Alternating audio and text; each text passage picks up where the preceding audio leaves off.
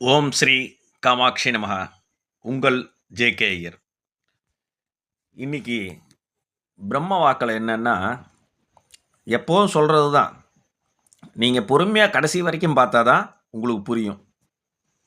ஆனா, இன்னைக்கு கொஞ்சம் என்னால முடிஞ்ச வரைக்கும் ஷார்ட்டா சொல்ல பார்க்குறேன். ரத்தன சுருக்கமா சொல்ல பார்க்குறேன். ஆனா, அது முடியாது. இருந்தாலும் முயற்சி பண்றேன். அதாவது, நம்ப ஏற்கனவே பிச்சைக்காரன் அப்படின்னு சொல்லக்கூடிய ஒரு தலைப்புல வந்து, யார் உண்மையான பிச்சைக்காரன் அப்படின்னு பேசியிருக்கோம். இல்லையா? அது பழைய வீடியோ பார்த்தவாளுக்கெல்லாம் தெரியும்.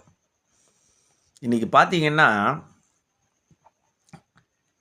நான் இருக்கக்கூடிய ஏரியாவுல, தெருவுல ஒரு சாதாரண குடும்பம்.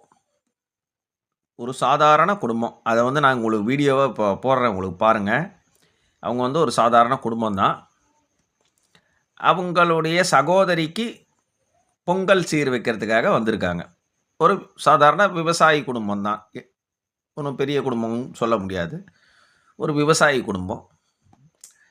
அப்ப என் வீட்டுக்காரி வாசல்ல நின்னுட்டு இருந்திருக்கா. "அக்கா நல்லா இருக்கீங்களான்னு?" கேட்டிருக்கான் அந்த பையன்.